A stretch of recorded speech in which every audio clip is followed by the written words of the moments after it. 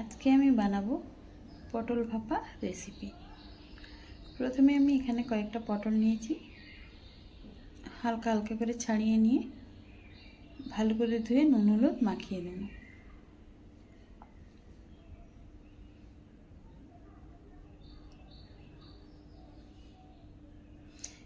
এবারে আমি একটি কড়াইতে তেল দিয়ে দেব। আমি এই সম্পূর্ণ রান্নাটা সরষের তেলেই বানাবো।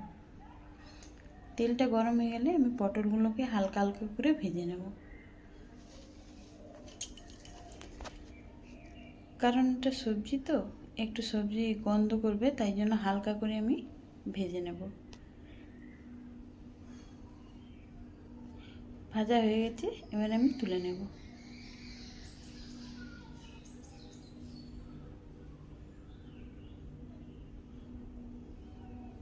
এবারে যেই তেলটাই থাকবে আমি সেই তেলেই কালো জিরে কাঁচা লঙ্কা ফোড়ন দিয়ে দেব।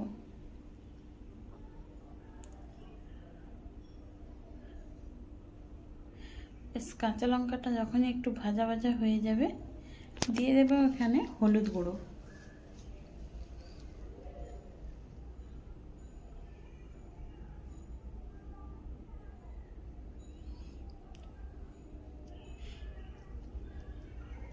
তারপরে দিয়ে দিচ্ছি আমি সরষে পোস্ত বাটা।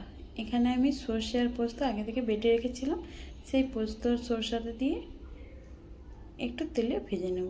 খুব বেশি ভাজবো না, অল্প করে ভেজে নেব। ভেজে নেওয়ার পরে পরিমাণ মতো জল দিয়ে দেব।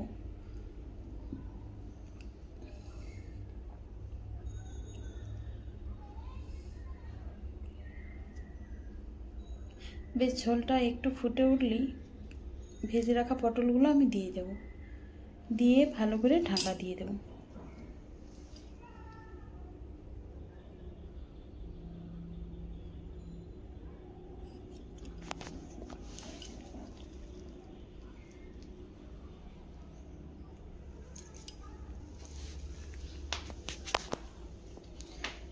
বেশ ঢাকাটা খুলেই দেখুন কত সুন্দর ফুটে উঠেছে। পটলগুলো দেখে নেব সেদ্ধ হয়ে গেছে কিনা। সেদ্ধ হয়ে যাওয়ার পরেই আমি দিয়ে দেবো স্বাদ মতো নুন, মিষ্টি আর কাঁচা সরষের তেল। কাঁচা সরষের তেলটা দিয়ে বেশি সময় আমি ফোটাবো না। তারপরে আমি নামিয়ে নেব।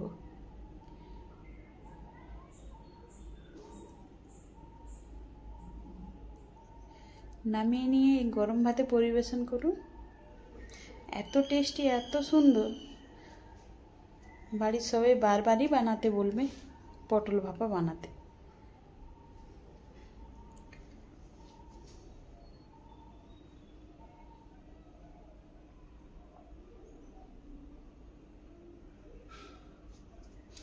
আমার পটল ভাপা রেসিপি রেডি।